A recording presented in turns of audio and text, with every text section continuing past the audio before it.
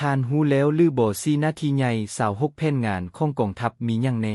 ก่อนจะไปชมคลิปฝากกดติดตามช่องมหานิยมกด Subscribe หรือกดกระดิ่งแจ้งเตือนทั้งหมดจะได้บ่พลาดข้อมูลดีๆเฮามารับฟังเนื้อในพร้อมกันเลยเพื่อสู้สนบุกทะลุตามมติกองประชุมใหญ่ครั้งที่9ของพรรคและขยายเนื้อในจิตใจกองประชุมใหญ่ครั้งที่3ขององค์คณะพรรคกระทรวงป้องกันประเทศให้เป็นอันละเอียดและปรากฏผลเป็นจริงมติของคณะพรรคกระทรวงป้องกันประเทศว่าด้วย4หน้าที่ใหญ่26แผนงานของกองทัพอิงตามเนื้อในจิตใจมติกองประชุมใหญ่ครั้งที่9ของพรรคประชาชนปฏิวัติลาววางออกเกี่ยวกับบรรดาบาท9บุกทะลุทั้ง4ด้านไปพร้อมกันอิงตามเนื้อในจิตใจของกองประชุมคณะพรรคกระทรวงป้องกันประเทศครั้งวันที่2เดือนกันยาปี2011เพื่อปรับปรุงก่อสร้างกองทัพให้เป็นกองทัพปฏิวัติกองทัพประชาชนที่มีระเบียบใบแผนทันสมัยกองประชุมเห็นดีเป็นเอกภาพให้มีการค้นคว้าปรับปรุงสร้างโครงการใหญ่9ขบวนการให้ติดพันกับบาท9บุกทะลุตามมติกองประชุมใหญ่ครั้งที่9ของพรรควางออกแผนการค้นคว้าปรับปรุงเนื้อใน3โครงการใหญ่9ขบวนการของกระทรวงป้องกันประเทศได้เปลี่ยนมาเป็น4หน้าที่ใหญ่และ26แผนงานของกองทัพคณะพรรคกระทรวงป้องกันประเทศจึงได้ออกเป็นมติซึ่งมีจุดประสงค์คาดหมายดังนี้จุดประสงค์ในใส่เฮ็ดให้เนื้อในจิตใจมติกองประชุมใหญ่ครั้งที่9ของพรรคประชาชนปฏิวัติลาววางออกได้รับการเสื่อมซึมอย่างลึกซึ้งทั่วถึงในใส่พันขยายเนื้อในจิตใจกองประชุมใหญ่ครั้งที่3ขององค์คณะพรรคกระทรวงป้องกันประเทศให้เป็นอันละเอียดเฮ็ดให้บรรดาองค์การกรมกองท้องถิ่นเข้าใจลึกซึ้งและกำแน่นเนื้อในจิตใจของ4หน้าที่ใหญ่26แผนงานเพื่อสู้สนบุกทะลุในการปรับปรุงก่อสร้างกำลังได้รับการจัดตั้งอย่างมีประสิทธิผลนำเอาเนื้อในจิตใจมติกองประชุมใหญ่ครั้งที่9ของพรรควางออกเป็นต้นแม่นการสร้างบาท9บุกทะลุถัง4ด้านได้รับการจัดตั้งพันขยายเข้าสู่หลวงลึกและปรากฏผลเป็นจริงบรรดาเนื้อในของ4หน้าที่ใหญ่และ26แผนงานมีดังนี้หน้าที่ใหญ่ที่1รับประกันเฮ็ดให้ประเทศชาติมีความสงบหน้าที่ใหญ่ที่2หน้าที่ปรับปรุงก่อสร้างกำลังหน้าที่ใหญ่ที่3หน้าที่รับประกันด้านพลาธิการเทคนิคหน้าที่ใหญ่ที่4หน้าที่พัวพันและร่วมมือสากลส่วนว่าแผนงานละเอียดแต่ละแผนงานมีดังนี้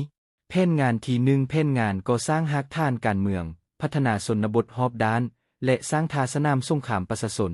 แผนงานที่2แผนงานเคลื่อนไหวแก้ไขโนแหน่งที่จะก่อให้เกิดความบ่สงบแผนงานที่3แผนงานเกี่ยมพร้อมสู้รบและกอบกู้ภัยพิบัติแผนงานที่4แผนงานก่อสร้างแนวหลังยุทธศาสตร์แผนงานที่5แผนงานป้องกันเป้าหมายยุทธศาสตร์สำคัญให้มีความสงบปลอดภัยแผนงานที่6แผนงานศึกษาอบรมการเมืองนำพาแนวคิดและสร้างขบวนการ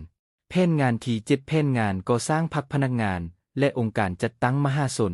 แผนงานที่8แผนงานสกัดกั้นและแก้ไขปรากฏการณ์ย่อท้อในกองทัพแผนงานที่9แผนงานเคลื่อนไหวเวียกงานยุติธรรมในกองทัพแผนงานที่10แผนงานปฏิบัติระบอบนโยบายแผนงานที่11แผนงานก่อสร้างกำลังด้านจัดตั้งการประกอบแก้ไขจำนวนพลการประกอบอาวุธแผนงาน12แผนงานอบรมหัดปรับปรุงระเบียบแบบแผนฝึกฝนโลล้อมกำลังแห่งกาย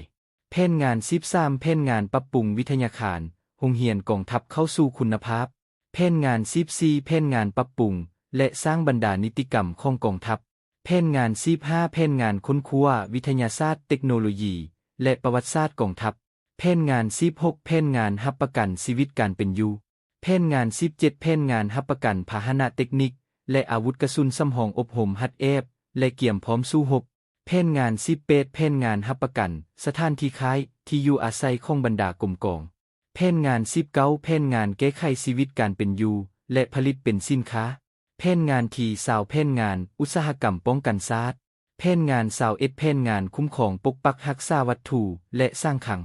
แผนงาน22แผนงานร่วมมือกับเพื่อนมิตรยุทธศาสตร์แผนงาน23แผนงานร่วมมือกับประเทศใกล้เคียงที่มีชายแดนติดจอดแผนงาน24แผนงานต่อสู้ดูดดึงกับอิทธิกำลังปรปักษ์แผนงาน25แผนงานร่วมมือกับอาเซียนและสากล